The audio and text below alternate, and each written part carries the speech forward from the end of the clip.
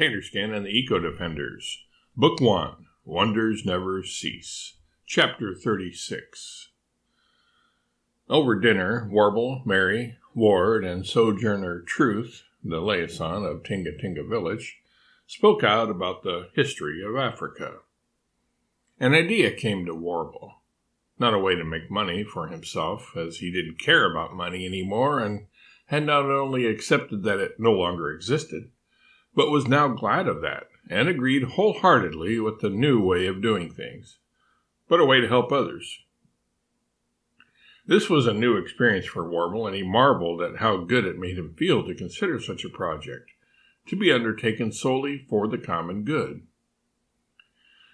Mary, would you mind it if Ward and I went on a trip into the past to solve some of these problems? To nip them in the butt, so to speak? It's bud, not butt, Warble. Mary gently corrected her husband. But what do you mean? Of course, it depends on whether Ward is willing to go with me, Warble said, glancing over at his old employee, new friend. And that depends on what you have in mind, Warble, what kind of plan it is, what the goal is, Ward answered.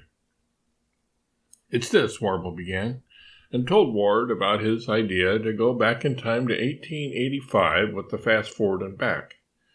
As he then explained, that was when King Leopold of Belgium began his pillaging of the Congo, a travesty which Ms. Truth had been talking about. Leopold's misrule ended up deliberately and directly causing the death of millions of people in that part of Africa. If we can put a stop to it by harnessing the power of the animals, we can save millions of lives and set a precedent for future generations. The animals will then know what to do to prevent further such depredations. Once they are coached, they can continue with the teaching of their children and grandchildren, passing it on from generation to generation. Ward had grown fond of Africa and its native inhabitants, and so, after shaking his head literally as if trying to comprehend how such a mind-boggling thing could have happened, not only the depths of depravity and evil that Leopold caused, but also Warble changing so drastically, so quickly, he declared himself to be all in for the work. You have changed to such an extent, Warble, that I can barely believe it, Ward said. But I do believe it, and it's such a sea change that I think a nickname change is in order. A shift this dramatic deserves a ceremony of some sort. I've already thought of that, Ward. I want to no longer be called Consumer Warble, as I previously did. Let the world forget that old name. I wish to be known henceforth as Eco-Defender Warble. Eco-Defender?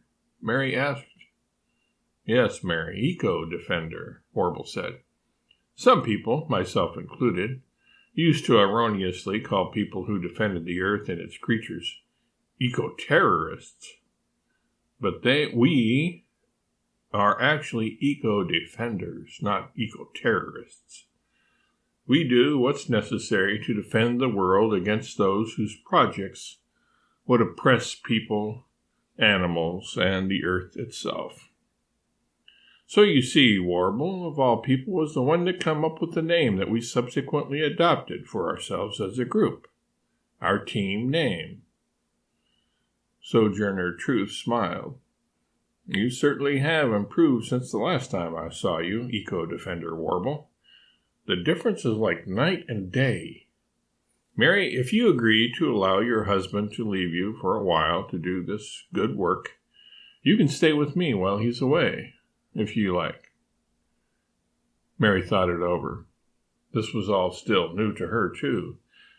She didn't want to be away from Warble, especially now that he had changed so much for the better and was thus so much more enjoyable to be around. Not only that, but she worried for him, too, going back to such a dangerous period in history. At the same time, though, she felt that she shouldn't hold him back from doing good for others. After meditating on it, she realized that she should be glad that for once in his life Warble wanted to do good, without thinking only of himself. "All right, Warble, you have my blessing if you promise to be careful. Ward, will you please go with him?" Mary asked. "Yes, I will," was Ward's curt response. "Please keep an eye on Warble for me, Ward," Mary pleaded. "You know he can get a little overly exuberant at times." Warble frowned at that description of his personality. "We will look out for each other, Mary," Ward and Warble said simultaneously and in unison. They both laughed at this. Then Mary joined in. "Sojourner, will you allow me to use a plot of ground while the boys are gone?" Mary asked her new host. "I would like to try my hand, or my hopefully green thumbs, that is, at growing some bougainvilleas." "Absolutely, Mary," Sojourner responded, smiling. "In fact, we can stake out a spot in the community garden for that. Take as much space as you want. I have some seeds I can give you for that purpose." The boys had scarcely begun to discuss their plans for an immediate departure when Albert entered the room.